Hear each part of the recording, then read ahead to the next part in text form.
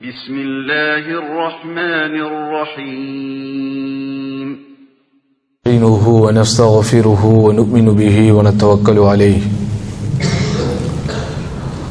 ونعوذ بالله من شرور أنفسنا ومن سيئات أعمالنا من يهده الله فلا مضل له ومن يضلله فلا هادي له فأشهد أن لا إله إلا الله وحده لا شريك له وأشهد أن محمدا عبده ورسوله أما بعد أرسله بالحق بشيرا ونذيرا وداعيا إلى الله بإذنه وسراجا منيرا اللهم صل على محمد وعلى آل محمد كما صليت على إبراهيم وعلى آل إبراهيم إنك حميد مجيد اللهم بارك على محمد وعلى آل محمد كما باركت على إبراهيم وعلى آل إبراهيم إنك حميد مجيد فأعوذ بالله من الشيطان الرجيم بسم الله الرحمن الرحيم يا أيها الناس اتقوا ربكم الذي خلقكم من نفس واحدة وخلق منها زوجها وبث منهما رجالا كثيرا ونساء واتقوا الله الذي تساءلون به والأرحام إن الله كان عليكم رقيبا يا أيها الذين آمنوا اتقوا الله حق تقاته ولا تموتن إلا وأنتم مسلمون يا أيها الذين آمنوا اتقوا الله وقولوا قولا سديدا يصلح لكم أعمالكم ويغفر لكم ذنوبكم ومن يطع الله ورسوله فقد فاز فوزا عظيما فإن أصدق الحديث كتاب الله وخير الهدي هدي محمد صلى الله عليه وسلم وشر الأمور محدثاتها وكل محدثة بدعة وكل بدعة ضلالة وكل ضلالة في النار. அன்பிற்கினிய சகோதரர்களே, பெரியோர்களே, எல்லாம் வல்ல அல்லாஹுவின் பேரருளால் பெரும் கிருபையினால் அவன் நம்மீது சுமத்தியிருக்கிற இந்த ஜும்ஆ கடமையை நிறைவேற்றுவதற்காக அவனுடைய இல்லத்தில் திரளாக ஒன்று சேர்ந்திருக்கிறோம். இந்த நேரத்தில் நாம் செய்கிற இந்த அமலுக்கும் ஏனைய எல்லா அமல்களுக்கும் உண்டான நிறைவான பலனை வல்லோன் அல்லாஹ் ஈருலகிலும் வழங்கியருள்வானாக என்ற பிரார்த்தனையோடு இன்றைய ஜும்ஆவின் முதல் உரையை ஆரம்பம் செய்கிறேன். அருமையானவர்களே, நாம் அனைவரும் 2021 ஆண்டிற்கு விடை கொடுத்துவிட்டு புத்தாண்டான 2022 ஆண்டில் அடியெடுத்து வைத்து சற்றேறக்குரிய ஒரு வாரம் நிறைவடைய போகிறது. நம் அனைவருக்கும் தெரியும், இஸ்லாமிய மார்க்கத்தை பொறுத்தவரை ஹிஜ்ரி வருட பிறப்பிற்கே, அதாவது இஸ்லாமிய ஆண்டு என்று அறியப்படுகிற ஹிஜ்ரி புத்தாண்டிற்கே மார்க்கத்தில் என்று எந்த புனிதமும் கிடையாது. அதனால் ஒரு ஆண்டு முடிந்து இன்னொரு ஆண்டில் நாம் அடி எடுத்து வைக்கிற போது அதற்காக வாழ்த்து சொல்வது, இந்த ஆண்டில் நான் ஏதேனும் உங்களுக்கு தவறு செய்திருந்தால் அதை மன்னித்து விடுங்கள், புத்தாண்டில் புதியதாக வாழ்வோம் என்பன போன்ற உறுதிமொழி எடுப்பது, இதெல்லாம் இஸ்லாமிய மார்க்கத்தில் அடிப்படையில் அறிவார்ந்த அம்சங்களாக கருதப்படாது. ஆனால் அதே வேளையில் ஒரு வருடம் முடிந்து இன்னொரு வருடம் துவங்குகிறது எனும் போது அது நம்முடைய சிந்தனைகளை சில விஷயங்களின் பக்கம் கொண்டு செல்லுகிறது என்பதையும் மறுக்க முடியாது. என்னதான் மார்க்கத்தின் அடிப்படையில் ஒரு ஆண்டு முடிந்தவுடன் இன்னொரு ஆண்டு துவங்குகிற போது அதற்கென்று எந்த புனிதமோ அதற்கென்று பிரத்யேகமான எந்த புதுமைகளோ மார்க்கத்தின் வழிகாட்டுதல்களில் இல்லை என்றாலும் கூட இன்றைக்கு ஒரு மனிதனுடைய வாழ்க்கையே இந்த ஆண்டுகளை வைத்துத்தான் கணக்கிடப்படுகிறது. யாரை நாம் சந்தித்தாலும், யாரிடத்தில் என்ன நாம் பேச ஆரம்பித்தாலும் ஏதாவது ஒரு வகையில் ஆண்டுகளை பற்றிய ஒரு நினைவலைகள் வந்துவிடும். நீண்ட நாள் கழித்து ஒரு சகோதரரை, ஒரு நண்பரை இந்த நாட்டில், இந்த ஜுபைல் நகரத்தில் சந்திக்கிறீர்கள் என்று வைத்துக் கொள்ளுங்கள். அவரை பற்றி உங்களுக்கு தெரியும், உங்களையும் அவருக்கு தெரியும் என்றால் அவரை பார்த்தவுடன் நீங்கள் என்ன கேள்வியை கேட்பீர்கள்? எத்தனை வருடம் நீங்கள் இந்த சவுதியில் இருக்கிறீர்கள் அப்படின்னு தான் கேட்பீங்க. அதுக்கு அடுத்து எத்தனை வருடம் இந்த ஜுபைலில் இருக்கிறீர்கள் அப்படின்னு கேட்பீங்க. எத்தனை வருடம் இந்த கம்பெனியில் வேலை பார்க்கிறீர்கள் அப்படின்னு கேட்பீங்க. லாஸ்டா நீங்க வெக்கேஷன் போயிட்டு எத்தனை வருஷம் ஆச்சு அப்படின்னு கேட்போம். இப்படிதானா? அதே மாதிரி ஒரு தூரத்து உறவினரை சந்திக்கிறீர்கள், அவருக்கு திருமணம் முடிந்து விட்டது என்கிற செய்தி அறிந்து கொள்கிறீர்கள். உடனே நம்ம என்ன கேட்போம்? கல்யாணம் எத்தனை வருஷம் ஆச்சு அப்படின்னு கேட்போம். குழந்தை பிறந்துருச்சுன்னு கேள்விப்பட்டீங்களா? உடனே குழந்தை பிறந்து எத்தனை வருடம் ஆகிறது? இப்படி எந்த விஷயங்களை யாரிடத்தில் நாம் பேசுவதாக இருந்தாலும் அதில் வருடத்தை பற்றிய அந்த குறிப்புகள், வருடங்களை குறிப்பிட்டு பேசுவது என்பது நம்முடைய வாழ்க்கையோடு வாடிக்கையாகி போன ஒன்றாக இன்றைக்கு மாறிவிட்டு, அதுக்கு எதுவுமே விதிவிலக்கு கிடையாது. எந்த விஷயங்களை பற்றி பேசுவதாக இருந்தால், என் மகன் மார்க்க கல்வி படிப்பதற்காக நான் மதரசாவில் சேர்த்திருக்கிறேன், அவன் ஆலிம் படிப்பதற்காக நான் ஆலிம் மதரசாவிலே சேர்த்திருக்கிறேன் அப்படின்னு உங்க நண்பர் ஒருத்தர் உங்ககிட்ட சொன்னாலும் உடனே எத்தனை வருஷமா உங்க பையன் ஓதுறாரு அப்படின்னு தான் கேட்போம். இப்படி மனிதனுடைய வாழ்வில் மார்க்க விஷயங்கள் ஆரம்பித்து உலக விவகாரங்கள் வரை எல்லாவற்றிலும் வருடங்களை பற்றிய ஒரு குறிப்புகள், வருடங்களை பற்றிய ஒரு நினைவலைகள் இரண்டரை கலந்திருக்கிறது என்பதை நம்ம என்ன செய்ய முடியாது, மறுக்க முடியாது.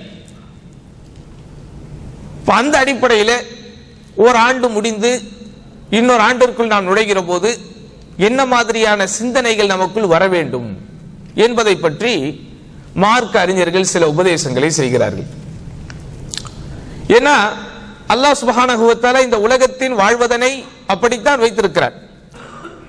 யுகல்லிபுல் லைல வன்னஹார், யுகல்லிபுல்லாஹுல் லைல வன்னஹார், அல்லாஹ் இரவையும் பகலையும் மாறி மாறி வரச் செய்கிறான். இன்ன ஃபீ ஸாலிக லஇப்ரத்தன் லிஉலில் அப்ஸார், அகப்பார்வை கொண்ட மக்களுக்கு, சிந்தித்து உணர்கிற மக்களுக்கு இதில் படிப்பினை உண்டு என்றும் குறிப்பிடுகிறார். இன்ன ஃபீ ஹல்கிஸ் ஸமாவாத்தி வல் அர்தி வக்திலாஃபில் லைலி வன்னஹாரி லஆயாத்துன் லிஉலில் அப்ஸார் லிஉலில் அல்பாப், நிச்சயமாக வானங்கள் மற்றும் பூமியின் படைப்பிலும் இரவும் பகலும் மாறி மாறி வருவதிலும் அறிவுடைய மக்களுக்கு அத்தாட்சிகள் உண்டு. காலம் நம்மை கடந்து செல்லுகிறது, இரவும் பகலும் மாறி மாறி வருகிறது, ஒரு மாதம் முடிகிறது அல்லது ஒரு வருடம் முடிகிறது என்றால் அறிவுடைய மக்கள் அதோடு தொடர்புடைய சில சிந்தனைகளை, அதோடு தொடர்புடைய சில நினைவலைகளை அவர்கள் தங்களுக்குள் என்ன செய்யணும், யோசித்துக் கொண்டாக வேண்டும். அந்த அடிப்படையில் இது சம்பந்தமாக உலமாக்கள் நமக்கு கொடுக்கக்கூடிய வழிகாட்டுதல்களில் முக்கியமான ஒன்றாக எது கருதப்படுகிறது?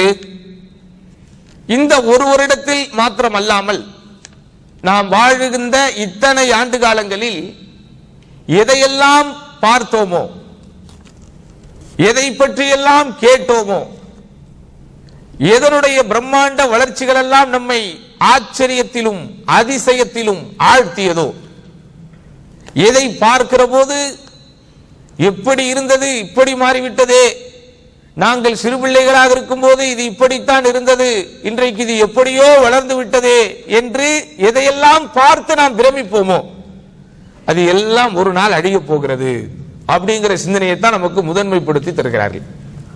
இதெல்லாம் நம்ம பார்த்து ஆச்சரியப்படுகிறோமோ, எதையெல்லாம் பார்த்து நாம் அதிசயப்படுகிறோமோ, எதையெல்லாம் பார்த்து நாம் வாய் பிளக்கிறோமோ, எதையெல்லாம் பார்த்து நாம் அதிசயத்தோடு ஒருவருக்கொருவர் பேசிக் கொள்ளுகிறோமோ, குறிப்பாக இந்த தொலை தொடர்பு சாதனங்களை எடுத்துக் கொள்ளுங்கள்.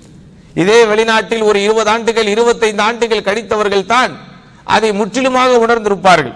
25 ஆண்டுகளுக்கு முன்பு உங்களுடைய மனைவி மக்களிடத்திலே நீங்கள் டெலிபோனில் பேச வேண்டும் என்றால் எவ்வளவு சிரமப்பட்டிருந்தீர்கள், எவ்வளவு கஷ்டம் உங்களுக்கு என்ற காலகட்டத்திலே இருந்தது.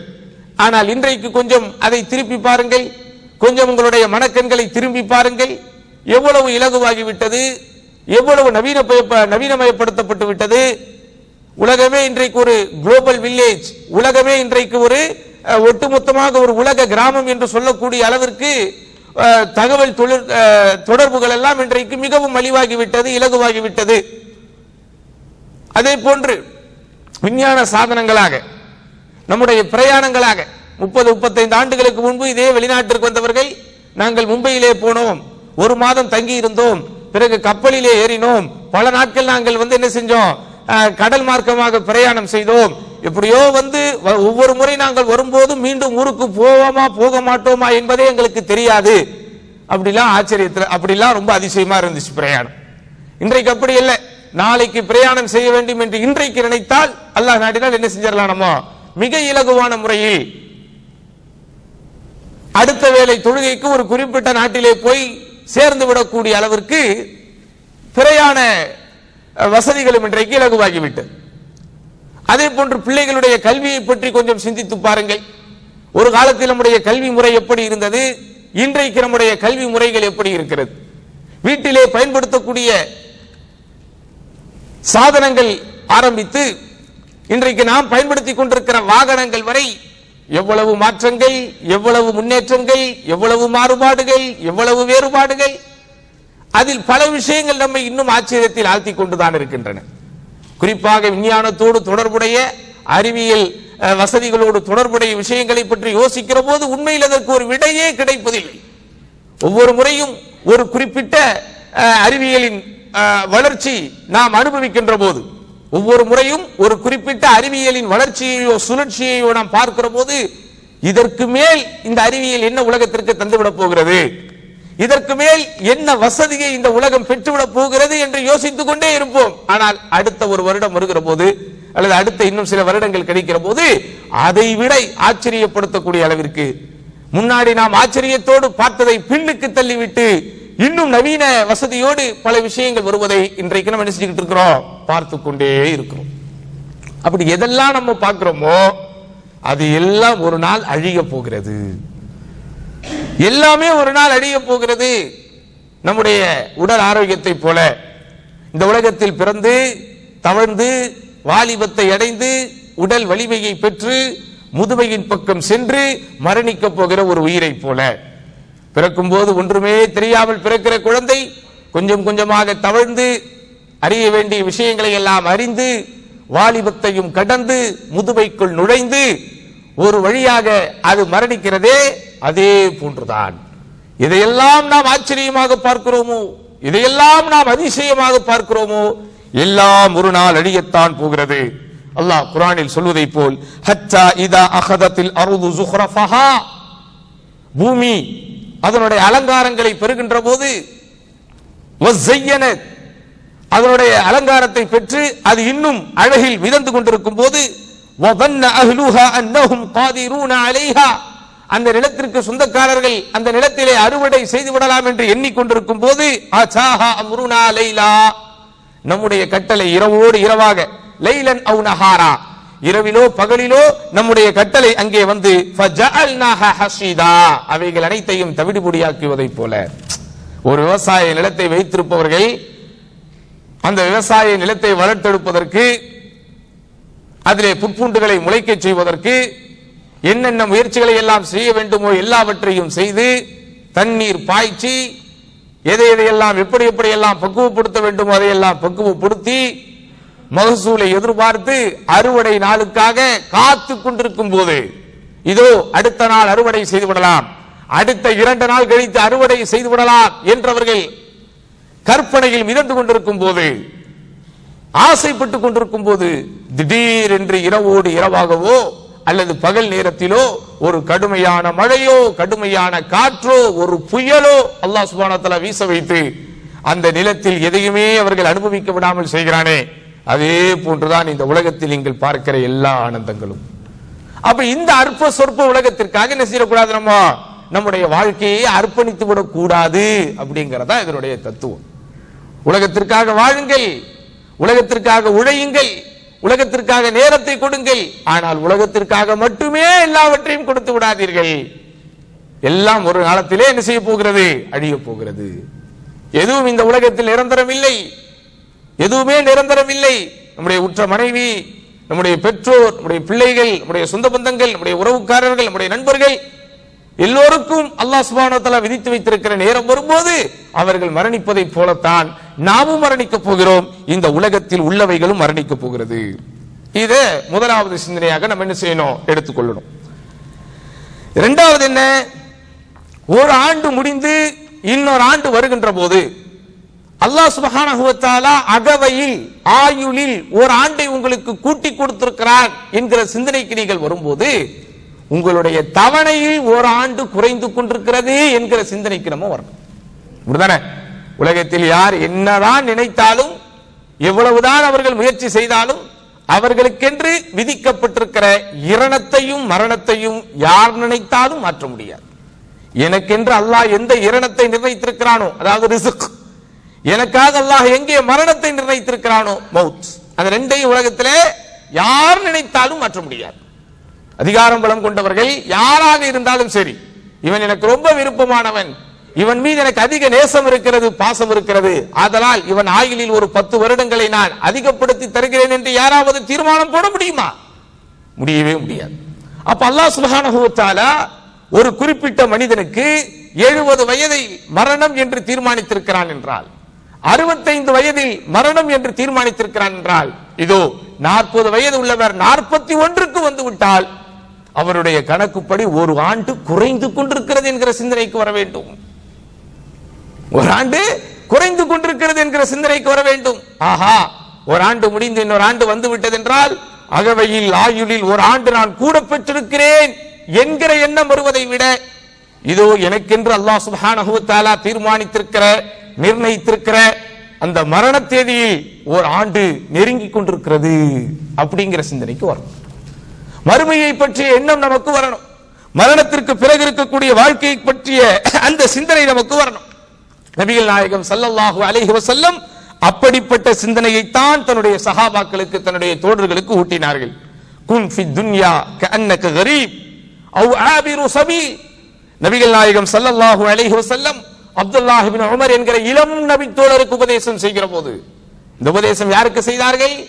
தோழர்களே, இந்த உலகத்திலே நீங்கள் வாழுகிற போது ஒரு அந்நியனை போல வாழுங்கள். சொந்த நாட்டில் இருந்து அதாவது புறப்பட்டு சென்று வேற்று நாட்டிற்கு ஒரு அகதியாய் நுழைந்தால் எப்படிப்பட்ட உணர்வோடு நீங்கள் இருப்பீர்களோ அப்படிப்பட்ட உணர்வோடு நீங்கள் வாடுகிற போது இருங்கள். அவ் ஆபிரு சபீலின், அல்லது ஒரு வழிப்போக்கனை போல வாழுங்கள். இந்த உபதேசத்தை ரசூலுல்லாஹி ஸல்லல்லாஹு அலைஹி வஸல்லம் யாருக்கு செய்தார்கள்? பிரத்யேகமாக நபித்தோழர் அப்துல்லாஹ் இப்னு உமர் ரலியல்லாஹு அன்ஹுடைய தோள் புஜத்தை பற்றி பிடித்து பெருமானார் ஸல்லல்லாஹு அலைஹி வஸல்லம் தொட்டு உணர வைத்து இந்த உபதேசத்தை செய்கிறார்கள். நன்றாக வாழ்ந்து முடிந்து 60-70 வயதை தாண்டியவர்களுக்கு இந்த உபதேசத்தை ரசூல் ஸல்லல்லாஹு அலைஹி வஸல்லம் செய்யல. அதைத்தான் நீங்க கவனிக்கணும். இந்த உபதேசம் என்னதான் எல்லோருக்கும் பொதுவானதாக என்றாலும் இதை குறிப்பிட்டு பிரத்யேகமாக ரசூல் ஸல்லல்லாஹு அலைஹி வஸல்லம் யாருக்கு செய்தார்கள்? அப்துல்லாஹ் இப்னு உமர் என்கிற இளம் வயது நபி தோழருக்கு செய்தார்கள். அப்துல்லா, இந்த உலகத்திலே நீங்கள் வாழுகிற போது எப்படி வாழணும்? ஒரு அந்நியனை போல் வாழுங்கள். வேற்று நாட்டிற்குள் நுழைந்த ஒரு அகதியை போல் வாழுங்கள். இந்த நாட்டிலே இருக்கிற எதற்கும் எனக்கும் சம்பந்தம் இல்லை, இந்த நாட்டில் இருக்கிற எதுவும் எனக்கு சொந்தம் இல்லை என்கிற உணர்வு வரும்போது எப்படி இருப்பீர்கள்? ஒரு தூரத்து சொந்தக்காரன் வீட்டிற்கு நீங்கள் சொந்தக்காரனாக செல்லும் போது எப்படி இருப்பீர்கள்? அடக்க ஒடுக்கமாக இருப்போமா இல்லையா? நம்முடைய நடைமுறை வாழ்க்கையில் அன்றாட பழக்க வழக்கங்களில் எதெல்லாம் நமக்கென்று பிரத்யேகமான பழக்க வழக்கங்களாக இருக்குமோ அதையெல்லாம் கொஞ்சம் சுருட்டி உள்ளே வைப்போமா இல்லையா? நமக்கென்று எதெல்லாம் ஆசாபாசங்களாக, எதெல்லாம் நமக்கென்றுண்டான சுய பழக்க வழக்கங்களாக இருக்குமோ அவைகள் எல்லாவற்றையும் ஒத்தி வைப்போமா இல்லையா? நம்முடைய சொந்த வீட்டிற்குள் நுழைந்தவுடன் நம்முடைய ஆடைகளை எல்லாம் கழற்றி விட்டு ஒரு லுங்கியை எடுத்து மாட்டிக்கொண்டு நம்ம ஃப்ரீயா இருப்போம். அந்த மாதிரி ஒரு தூரத்து சொந்தக்காரன் வீட்டிற்கு போகும்போதோ ஒரு அந்நியர்களுடைய வீட்டிற்கு போகும்போதோ இருக்க முடியுமா? நம்ம வீட்டுக்குள்ள போன உடனே நேரா பெட்ரூமுக்குள்ள போயிருவோம் இளைப்பாறுவதற்கு, ஓய்வு எடுப்பதற்கு. அந்த மாதிரி நம்ம அடுத்தவர்கள் வீட்டிற்குள் இருக்கும்போது இருக்க முடியுமா? இருக்க முடியாது. அந்த மாதிரி தான் அடுத்தவர்களுடைய நாட்டிற்கு போனால் இருக்க முடியாது. அடுத்த நாட்டிற்கு வந்தால் எப்படிப்பட்ட உணர்வோடு இருப்பீர்களோ, சம்பந்தமில்லாத ஒரு இடத்திற்கு வந்தால் எப்படிப்பட்ட உணர்வோடு இருப்பீர்களோ அதே உணர்வோடு இந்த உலகத்தில் முற்றிலுமாக இருங்கள். அதற்காக ஆசைகளை துறந்து விடுங்கள் என்றோ, ஆன்மீகத்திலேயே 24 மணி நேரமும் இணைந்து விடுங்கள் என்றோ, மனைவி மக்கள் ஆசா பாசம் என்று எதுவுமே இருக்கக்கூடாது என்றோ மார்க்கம் சொல்ல வரவில்லை. எதிலும் மூழ்கி விடாதீர்கள் என்று சொல்லுகிறது. மரணம் என்பது உங்களுடைய கதவை தட்டும் போது உங்களை தனியாகத்தான் அது தூக்கி செல்லும். இப்படி மரணம் ஒருவனை அழைத்து செல்லுகிற போது அது தனியாகத்தான் அழைத்து செல்ல போகிறது. இல்ல குரூப் டெத் ஆகுது, அங்கங்க எல்லாரும் மொத்தமா ஒரு பஸ்ல போய் மௌத்தாகிறாங்களே, மொத்தமாக அவர்கள் மௌத்தானாலும் ஒவ்வொருவனும் அவனுடைய மரணத்தை தனிப்பட்ட முறையில் தான் உணரப் போகிறான். மரணிக்கிற மனிதனுக்கு தெரியுமா, பரவாயில்ல, என் கூட சேர்ந்து ஒரு 50 பேர் மௌத்தா போயிருக்கிறாங்க, 100 பேர் மௌத்தா போயிருக்கிறாங்க, அதனால நான் தனியா போல, என் பின்னாடி 100 பேர் இருக்கிறாங்க, அந்த நப்சால், அந்த ஆன்மாவால், அந்த மனிதனால், அந்த ஜனாசாவால் உணர முடியுமா? நிச்சயமாக உணர முடியாது. அதனால் என் அன்பார்ந்தவர்களே, ஆயுளில் ஒரு வருடம் முடிகிறது என்றால் நம்முடைய தவணையில் ஒரு வருடம் குறைகிறது. அந்த சிந்தனை நமக்கு வரணும். அந்த சிந்தனை வந்தால்தான் பாவங்களின் பக்கம் வேகமாக நாம் போய்கொண்டே இருக்க மாட்டோம். உலகத்தின் மீது இருக்கக்கூடிய தீராத மோகத்தில் கொஞ்சமாவது ஒரு இலைப்பாறுதலும் ஒரு களைப்பாறுதலும் நமக்கு வரும். காசு பணம் என்று ஓடி ஓடி சுழன்று கொண்டிருக்கிற நம்முடைய வாழ்க்கை கொஞ்சமாவது நின்று நிதானமாக மறுமை வாழ்க்கையை யோசிக்க வேண்டும் என்றால் இப்படிப்பட்ட சிந்தனை நமக்கு வர வேண்டும். அதனாலதான் இந்த உபதேசத்தை நபிகள் நாயகம் ஸல்லல்லாஹு அலைஹி வஸல்லம் அவர்கள் செய்தவுடன் அதை புரிந்து கொண்ட அப்துல்லாஹ் இப்னு உமர் রাদিয়াল্লাহு அன்ஹு சொன்ன தத்துவம் என்ன? இதா அம்சைத ஃபலா தன்தظிரி ஸபாஹ், மாலை அடைந்து விட்டால் காலையை எதிர்பார்க்காதே. وَإِذَا أَصْبَحْتَ فَلَا تَنْتَظِرِ الْمَسَاءَ, காலை அடைந்து விட்டால் மாலையை எதிர்பார்க்காதே. وَخُذْ مِنْ صِحَّتِكَ لِمَرْضِكَ, ஆரோக்கியம் இருக்கும் போதே உன்னுடைய நோய்க்காக பயன்படுத்திக் கொள். وَمِنْ حَيَاتِكَ لِمَوْتِكَ, உன்னுடைய வாழ்க்கை இருக்கும் போதே மரணத்திற்காக தயார் செய்து கொள். அப்படிங்கிற தத்துவத்தை, பாடத்தை, படிப்பினையை அப்துல்லாஹ் இப்னு உமர் রাদিয়াল্লাহு அன்ஹு நபிகள் நாயகம் ஸல்லல்லாஹு அலைஹி வஸல்லம் செய்த இந்த உபதேசத்திலிருந்து என்ன செய்கிறார்கள்? உணர்கிறார்கள். அடுத்து என்ன? ஒரு ஆண்டு முடிந்து இன்னொரு ஆண்டிற்குள் அடி எடுத்து வைத்து விட்டோம் என்றால் இது நாள் வரை அல்லாஹ் சுப்ஹானஹு வ தஆலா நமக்கு செய்திருக்கக்கூடிய அருட்கொடைகளை நினைத்து பார்க்க வேண்டும். அல்லாஹ் சுப்ஹானஹு வ தஆலா சற்றேறக்குறைய கடந்த ஒரு ஆண்டில் மட்டும் நீங்கள் கணக்கு போட்டு பார்த்தால் 1/2 மில்லியன் நிமிடத்திற்கும் மேலாக நம்மை இந்த உலகத்திலே வாழ வைத்திருக்கிறான். எண்ணி சொல்ல முடியாத அளவிற்கு இந்த உடலில் ஒட்டி இருக்கக்கூடிய இந்த உயிருக்கு, இந்த உயிர் மூச்சு வாங்கக்கூடிய ஒரு சக்தி அல்லாஹ் கொடுத்திருக்கிறான். ஒரு 2 நிமிடம் மூச்சு வாங்க முடியாமல் போனால் நம்முடைய வாழ்க்கையின் நிலை என்ன ஆகும்? அப்ப எவ்வளவு பெரிய அருள்களை அல்லாஹ் சுப்ஹானஹு வ தஆலா நமக்கு செய்திருக்கிறான். அப்ப அல்லாஹ் ரப்புல் ஆலமீன் நமக்கு செய்த அருட்கொடைகளை கொஞ்சம் நாம் நினைத்து பார்க்க வேண்டும். அதிலும் குறிப்பாக 2019 ஆண்டில் இருந்து 2022 வந்தும் நாம் பட்டுக்கொண்டிருக்கிற பாடுகள் ஒரு முடிவுக்கு வரவில்லை. கடந்த ஆண்டிற்கு முந்தைய ஆண்டு துவங்குகின்ற போது என்ன மாதிரியான உபதேசங்களும் வழிகாட்டுதல்களும் எச்சரிக்கைகளும் அரசாங்கங்களின் வாயிலாக, சுகாதார அமைச்சுகளின் வாயிலாக சொல்லப்பட்டதோ அது இன்றும் சொல்லப்பட்டுக் கொண்டே இருக்கிறது. மாஸ்க் அணியாமல் வெளியே செல்லாதீர்கள், திரும்ப திரும்ப சானிடைசர் உபயோகித்து உங்களுடைய கை கால்களை சுத்தம் செய்து கொள்ளுங்கள், கைகளை சுத்தம் செய்து கொள்ளுங்கள், சமூக இடைவெளி விட்டே எல்லா இடங்களிலும் பழகுங்கள், புழங்குங்கள். பள்ளி வாசலுக்கு வந்தால் கூட உங்களுக்கும் அடுத்த தொழுகையாளிக்கும் இடையில் இருக்கக்கூடிய அந்த ஒரு டிஸ்டன்ஸ் தொடரட்டும். இன்னும் சொல்லிக்கிட்டே தான் இருக்கிறாங்க, இன்னொரு முடிவுக்கு வரல. இப்படிதானே? இன்னும் முடிவுக்கு வரல. கோவிட்-19 ஒரு முடிவுக்கு வந்து விட்டதா, எப்போது வரப்போகிறது என்று எண்ணிக்கொண்டே இருக்கும் போது இதோ ஒமைக்ரான் உள்ளே வந்து விட்டது. இன்னும் என்னென்ன உள்ளே வரப்போகிறதோ அல்லாஹ்வுக்கு மட்டும்தான் தெரியும். அதனால் என் அன்பார்ந்தவர்களே, இவ்வளவு கரடுமுரடான மோசமான ஒரு சூழ்நிலைகளிலும் கூட அல்லாஹ் நம்மை பாதுகாத்திருக்கிறான் அல்லவா? அதை நினைத்து நாம் அல்லாஹ்வுக்கு நன்றி செலுத்த வேண்டும். எத்தனை பேருக்கு வேலைகள் போனது, எத்தனை பேருக்கு வருமானங்கள் போனது, எவ்வளவு சிறு குறு தொழில்கள் எல்லாம் முடக்கப்பட்டது, எவ்வளவு பேர் முதலாளிகளாக இருந்தவர்கள் தொழிலாளிகளாக மாறி போனார்கள், எவ்வளவு பேர் உள்ளூரிலே பிழைத்துக் கொண்டிருந்தவர்கள் வெளியூருக்கு வேலைக்காக வேண்டி புறப்பட்டு போக ஆரம்பித்து விட்டார்கள், எவ்வளவு பேர் தங்களுடைய வாழ்வாதாரத்திற்காக வீட்டில் இருக்கக்கூடிய பொருட்களை விற்பனை செய்தார்கள், எவ்வளவு பேர் தங்களுடைய வாழ்வாதாரத்தை நடத்துவதற்கு, அன்றாட வாழ்க்கையை நடத்துவதற்கு கடன்களை வாங்கி கடனாளிகளாக மாறினார்கள். சொல்லிக் கொண்டே போகலாம். அவ்வளவு சிரமங்களை இன்றைக்கும் சமுதாய மக்கள் பட்டுக் கொண்டிருக்கிறார்கள். இப்படியாப்பட்ட சூழ்நிலையில் அல்லாஹ் சுப்ஹானஹு வ தஆலா சின்ன சின்ன சோதனைகளை அல்லது சின்ன சின்ன அச்சுறுத்தல்களை, சின்ன சின்ன பயங்களை மட்டுமே நமக்கு காட்டிவிட்டு நம்முடைய வாழ்வாதாரம் இன்னும் நேராக சீராக இயங்கிக் கொண்டிருக்கிறது என்றால் எவ்வளவு தூரம் அந்த அல்லாஹ்வுக்கு நாம் நன்றி செலுத்த வேண்டும். இது யாரால் முடிந்தது? என்னுடைய திறமையால் முடிந்தது என்று நினைக்கிறீர்களா? நம்முடைய திறமையினால் இது நடந்தது, நம்மிடத்தில் இருக்கிற ஸ்கில்லினால் இது நடந்தது, நம்மிடத்தில் இருக்கிற ஆளுமையினால் நடந்தது, நம்மிடத்தில் இருக்கக்கூடிய டேலண்டினால் இது நடந்தது இல்லை. நமக்கென்று அல்லாஹ் வைத்திருக்கிற நசீபால் இது நடந்தது. அது புரியுங்க, அதை நம்ம புரியணும். இந்த 2-3 ஆண்டுகளாக சொல்லனா துயரங்களை சமுதாய மக்கள் அனுபவித்துக் கொண்டிருக்கிறார்கள். உலகத்திலே வாழக்கூடிய மக்கள் சொல்லனா துயரங்கள், வெளியில் சொல்ல முடியாத ஏராளமான இடர்பாடுகள், கஷ்ட நஷ்டங்கள். எத்தனையோ பேருக்கு வாழ்வாதாரங்கள் பறிபோனது. காசும் பணமும் இல்லை என்றால் குடும்ப வாழ்க்கையிலே நிம்மதி நிலைக்குமா? எவ்வளவு சிரமங்கள், எவ்வளவு கஷ்டங்கள். இந்த கஷ்டங்களுக்கு மத்தியில் அல்லாஹ் நம்மை போன்ற சிலரை தேர்ந்தெடுத்து அவ்வளவு பெரிய கஷ்டங்களை தாங்க விடாமல், அவ்வளவு பெரிய கஷ்டங்களை பார்க்க விடாமல், நமக்கெல்லாம் அல்லாஹ் சுப்ஹானஹு வ தஆலா கொஞ்சம் ஸ்மூத்தான வாழ்க்கையை, ஒரு சகஜமான வாழ்க்கையை நமக்கு அவன் விதியாக எழுதியிருக்கிறான் என்றால் அது நம்முடைய திறமையினால் என்று நினைத்து மட்டும் ஏமாந்து விடாதீர்கள். நம்மை விட பெரும் பெரும் திறமையாளர்கள் எல்லாம் சிரமப்பட்டுக் கொண்டிருக்கிறார்கள். அது என்னுடைய திறமையால், என்னுடைய படிப்பால், என்னுடைய அனுபவத்தால், என்னுடைய அறிவால் நான் இல்லை என்றால் இங்கே இந்த வேலை நடக்காது என்பதனால் தயவு செய்து அப்படி நினைத்து விடாதீர்கள் என்பார்ந்தவர்களே. அல்லாஹ் நமக்கு அருள் செய்திருக்கிறான், அல்லாஹ் நம்மை தேர்ந்தெடுத்திருக்கிறான், அல்லாஹ் ரப்புல் ஆலமீன் நம் மீது இரக்கம் காட்டி இருக்கிறான், நம் மீது கருணை காட்டி இருக்கிறான் என்கிற அந்த நினைவு, அந்த சிந்தனை நமக்கு என்ன செய்யணும்? மேலோங்க செய்ய வேண்டும். அடுத்து என்ன? ஒரு ஆண்டு முடிந்து இன்னொரு ஆண்டு துவங்குகிற போது இன்னும் ஒரு முக்கியமான சிந்தனை நமக்கு வர வேண்டும்.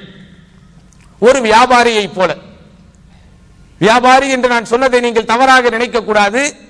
திருக்குறானிலேயே அல்லாஹ் சுப்ஹானஹு வ தஆலா இறைவனுக்காக நாம் செய்கிற உச்சக்கட்ட தியாகத்தை, உச்சபட்ச தியாகத்தை வணிகம் என்றே, வியாபாரம் என்றே குறிப்பிடுகிறான். திஜாரத்துன் துன்ஜீக்கும் மின் அதாபின் அலீம், நோவினை தரும் வேதனையிலிருந்து உங்களை பாதுகாக்கிற வியாபாரம் என்று அல்லாஹ் சொல்லுகிறான். திஜாரத்துன் லன் தபூர், அழிவே இல்லாத வியாபாரம் என்று சொல்கிறான். அல்லாஹ்வுக்காக நீங்கள் உடன்படிக்கை செய்து உங்களுடைய வாடையையும் கோடையையும் அல்லாஹ்விற்காகவே நீங்கள் அமைத்துக் கொண்டால், உங்கள் வாழ்வின் அத்துணையையும் அல்லாஹ்வுக்காகவே நீங்கள் அமைத்துக் கொண்டால், நீங்கள் எழுவதும் விழுவதும் இறைவனுக்காகவே இருந்துவிட்டால் அதுதான் என்னது? அழிவே அடையாத வியாபாரம். என்னுடைய வாழ்க்கையும் என்னுடைய மரணத்தையும் அல்லாஹ்வுக்காக அர்ப்பணிப்பது. அப்போ ஒரு வருடம் முடிந்து இன்னொரு வருடம் வருகிற போது ஒரு திறமையான வியாபாரி, தன்னுடைய வியாபாரத்தில் கவனம் உள்ளவன், கவலை உள்ளவன், அக்கறை உள்ளவன், வெற்றிகரமாக தன்னுடைய வியாபாரத்தை நடத்த வேண்டும் என்று நினைப்பவன் என்ன செய்வான்? கணக்கு புத்தகங்கள் எல்லாவற்றையும் எடுத்து விடுவான். கடந்த ஆண்டினுடைய வரவு செலவு புத்தகங்கள் அத்தனையும் எடுத்துக்கொண்டு போய் தனியாக உட்காருவான். எவ்வளவு லாபங்கள் வந்தது, எவ்வளவு நட்டங்கள் வந்தது, நாம் எவ்வளவு பேருக்கு எவ்வளவு கொடுக்கணும், நமக்கு எவ்வளவு வரணும், எந்தெந்த துறைகளில் எல்லாம் நமக்கு அதிக லாபம் கிடைத்திருக்கிறது, அதிக லாபம் கிடைத்திருக்கிறது என்றால் ஏன் அந்த லாபங்கள் கிடைத்தது, இந்த லாபம் கிடைப்பதற்கு காரணமாக இருந்தது என்ன, எந்த இடத்தில் நாம் எதை இழந்தோம், எவ்வளவு இழந்தோம், இழந்ததற்கு காரணம் என்ன, இதே இழப்பு ஏற்கனவே நமக்கு வந்திருக்கிறதா, இந்த இழப்பு இதோ வரக்கூடிய ஆண்டில் வராமல் இருக்க வேண்டும் என்றால் என்ன செய்ய வேண்டும், இப்படி எல்லாம் யோசிச்சா தான் வியாபாரம் நடத்த முடியும். இப்படியெல்லாம் யோசித்துத்தான் இன்றைக்கு சக்சஸ்ஃபுல்லாக வியாபாரம் செய்து கொண்டிருக்கிறார்கள். அதே போன்று தனிமையில் போய் நம்ம உட்காரணும். நமக்கென்று இருக்கிற நோட்டு புத்தகத்தை எடுக்கணும். இந்த நோட்டு புத்தகம் எங்கே இருக்கிறது? இங்கேயும் இங்கேயும் இருக்கிறது. அது என்னுடைய சிந்தனையிலும் என்னுடைய உள்ளத்திலும் இருக்கிறது. எனக்கு அல்லாஹ் இந்த ஆயுளை கொடுத்தானே, இந்த ஓராண்டில் மட்டும் சுமார் 1/2 மில்லியன் நிமிடத்திற்கு மேல் இந்த உலகத்தில் நான் வாழ்ந்து விட்டேனே, எண்ணிக்கையில் அடங்க முடியாத அளவிற்கு சற்றேறக்குறைய 40 மில்லியனுக்கும் மேலாக நான் மூச்சு விட்டிருக்கிறேனே இந்த ஒரு ஆண்டுல மட்டும். எவ்வளவு முறை சுப்ஹானல்லாஹ் சொல்லி இருப்பேன், எவ்வளவு முறை அல்ஹம்துலில்லாஹ் சொல்லி இருப்பேன், எவ்வளவு முறை அல்லாஹ் அக்பர் சொல்லி இருப்பேன், எவ்வளவு முறை நான் குர்ஆனை ஓதி இருப்பேன் என்று சுய பரிசோதனை செய்ய வேண்டும். ஹாசிபு அன்ஃபுஸக்கும் قبل அன் துஹாசபு, உமர் ரலியல்லாஹு அன்ஹு சொன்ன வார்த்தை அதுதான். இமாம் இப்னு கஸீர் ரஹிமஹுல்லாஹ் சொன்ன வார்த்தை அது.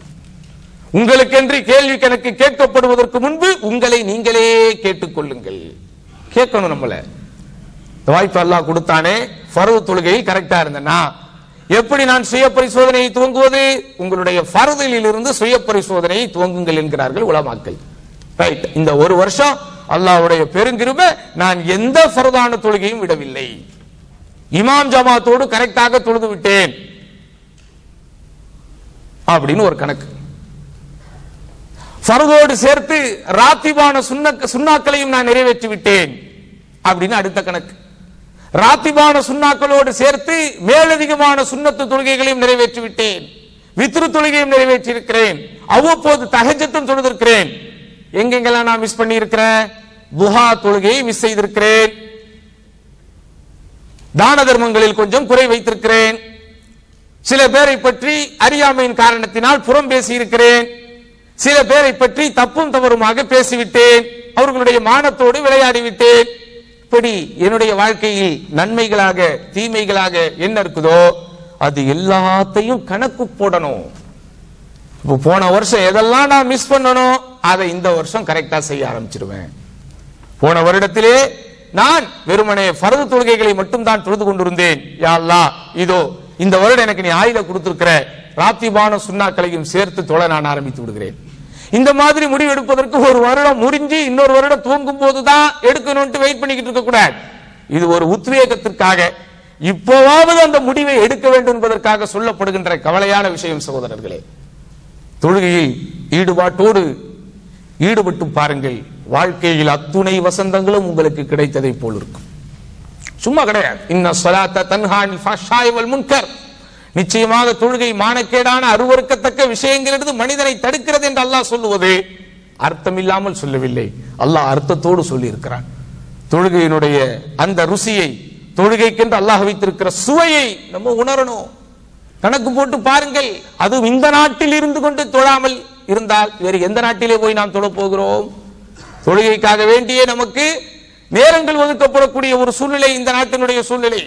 பெரும்பாலும் அலுவலகங்களிலே வேலை பார்த்தால் கூட துஹர் பாங்கு சொன்னவுடன் எல்லோரும் ஒவ்வொருவர்கள் தொழுகைக்காக எழுந்து போகக்கூடிய ஒரு செட்டப் இயல்பாகவே இங்கே அமைந்திருக்கிறது. பாங்கு சொல்லிட்டாங்களா, உடனே சீட்ல இருந்து எந்திரிச்சு பாருங்க, அப்பதான் நீங்க ராத்திபான சுன்னாக்களை தொழ முடியும். பாங்கு சொன்னவுடன் தன்னுடைய சீட்டில் இருந்து எழுபவரும், இக்காமத்து காதில் விழும்போதுதான் தன்னுடைய சீட்டில் இருந்து எழுபவரும் ஒன்றா? வாங்க சொன்னோட நீங்க எந்திரிச்சா யாராவது உங்களை பிடிச்சி உட்காரவா வைக்க போறாங்க? No no no no no, எந்திரிக்க கூடாது, உட்காரு உட்காருன்னு யாரும் நம்மளை நிர்பந்திக்க போறதில்ல. வாங்க சொன்னவுடன் அப்படி எந்திரிச்சு நம்மை நாம் தூய்மைப்படுத்திக் கொண்டு ஒது செய்து விட்டு அந்த ராத்திபான சுன்னாக்களை 4 ரக்காத்தை 2 தொழுது விட்டு ஃபர்தையும் சேர்த்து தொழுது விட்டு ஃபர்துக்கு பிறகு இன்னொரு 2 ரக்காத்தையும் சேர்த்து தொழ வேண்டும் என்று நினைத்தால் முடியுமா? முடியாதா? எவ்வளவு பேர் தொழுது இருக்கிறோம்? நமக்கே நினைப்பு, ஆபீஸ்ல இருந்தா தொழ முடியாது. தொழுபவர்கள் இருக்கிறார்களே, அவர்களை என்ன செய்வது? அலுவலகங்களில் பணிபுரிந்து கொண்டு இயற்கையிலேயே முடியல, ரொம்ப ஜாப் டஃபா இருக்குதுன்னா அது வேறு விஷயம். அல்லாஹ் உங்களை குற்றம் பிடிக்க மாட்டான், அது உங்களுக்கும் இறைவனுக்கும் இடையிலே உண்டானது. ஆனால் முடியும் என்கிற சூழ்நிலை இருக்கும் போது வேண்டுமென்றே அதனுடைய சிறப்புகளை உணராமல் நாம் கடந்து செல்லுகிற போது அது எந்த வகையில் நியாயம் என்பதை நம்ம என்ன செய்யணும் யோசிக்கணும். அல்லாஹ்வோடு தொடர்புடைய விஷயங்கள் மாத்திரம் இல்லாம மனைவி மக்களுடைய ஹக்குல, பெற்றோர்களுடைய ஹக்குல, உடன் பிறந்தவர்களுடைய ஹக்குல, சொந்த பந்தங்களுடைய ஹக்குல என்னென்னலாம் நான் குறை வைத்து விட்டேன், என்னென்னலாம் நான் நன்மை செய்திருக்கிறேன் அப்படிங்கிறத நமக்கு நாமே கணக்கு போட்டு இருப்பதை காக்க வேண்டும், இழந்ததையும் மீட்க வேண்டும். இப்படிப்பட்ட நல்ல உணர்வுகள் என்ன செய்யணும், நமக்கு இது போன்ற காலகட்டங்களில் வரணுமே தவிர சும்மா நாத்துக்கும் ஒரு வருஷம் முடிஞ்சு இன்னொரு வருஷம் வந்த உடனே happy new year happy new year என்று சொல்வதிலேயே கவனம் காட்டக்கூடாது. அது நம்முடைய கல்ச்சரே அல்ல, அது நம்முடைய கலாச்சாரமே அல்ல. முஹர்ரம் மாதமே துவங்கும் போது ஹாப்பி முஹர்ரம் என்று சொல்வதற்கு மார்க்கம் அனுமதிக்கவில்லையே. எப்படி துல்ஹஜ் முடிந்து முஹர்ரம் மாதம் துவங்குகிற போதே இஸ்லாமிய வருடங்கள் என்று கணிக்கப்படுகின்ற இந்த அரேபிய வருடத்தின் துவக்கம் வரும்போதே வாழ்த்து சொல்வதற்கு அனுமதி இல்லை என்று சொல்லும் போது கிரிகோரியன் காலண்டர் இதனுடைய வரலாறுகள் எல்லாம் நீங்க படிச்சிருப்பீங்க. முழுக்க முழுக்க இஸ்லாத்திற்கு புறம்பான ஒரு வரலாறு தான். இருந்தாலும் உலகமயமாக்கலின் விளைவுகளில் பல விஷயங்களை ஏற்றுக்கொண்ட நாம் வேறு வழியே இல்லாமல் நம்முடைய அலுவல் ரீதியான நம்முடைய அன்றாட மாமூல் வாழ்க்கைக்காக ஒரு நாட்காட்டிக்காகத்தான் இதை பயன்படுத்திக் கொள்ள வேண்டுமே தவிர இதற்கு ஒரு புனிதத்தை கற்பித்து என்ன செய்யக்கூடாது, நம்ம மார்க்கத்திற்கு முரண்பட்ட விஷயங்களில் ஈடுபட்டு விடக்கூடாது. இல்லாமல் அல்லாஹ் ரப்புல் ஆலமீன் நேரங்களை சரியான முறையிலே பயன்படுத்தி அந்த கால நேரங்களில் என்னென்னவெல்லாம் நன்மைகளை செய்ய வேண்டும் என்று மார்க்கம் நமக்கு வலியுறுத்திருக்கிறதோ கட்டளையிட்டிருக்கிறதோ அதன் அடிப்படையில் வாழக்கூடிய நல்ல பாக்கியத்தை வல்ல ரஹ்மான் நம் அனைவருக்கும் தந்தருள்வானாக என்று வேண்டி இந்த ஜுமாவின் முதல் உரையை நிறைவு செய்கிறேன். அகூலு கௌலி ஹாதா வஸ்தக்ஃபிருல்லாஹ லி வ லக்கும் வஸ்தக்ஃபீஹி அன்னி வ அன்கும் வஸ்தக்ஃபிரூஹு இன்னஹு ஹுவல் கஃபூருர் ரஹீம்.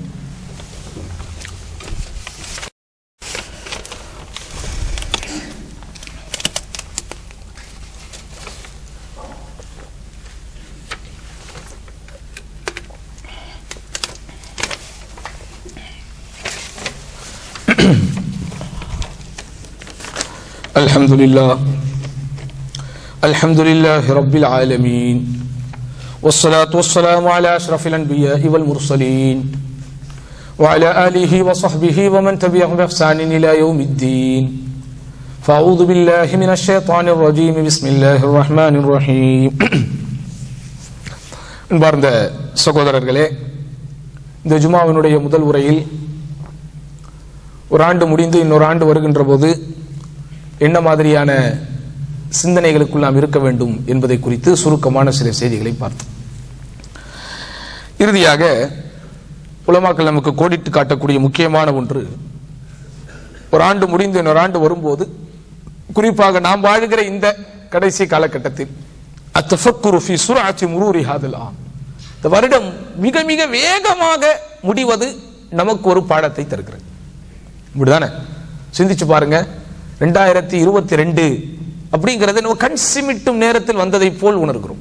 எவ்வளவு வேகமாக காலங்கள் ஓடிக்கொண்டிருக்கிறது, நினைச்சே பார்க்க முடியல. இப்பொழுதுதான் 2000 ஆண்டு வந்ததை போலவும் 2000 ஆண்டில் இந்த உலகம் அழிந்துவிடும் என்று எத்தனையோ போலி சாமியார்களும் ஜோசியக்காரர்களும் கதை விட்டு ஒரு பரபரப்பு நடந்து முடிந்ததை போல் இருக்கிறது.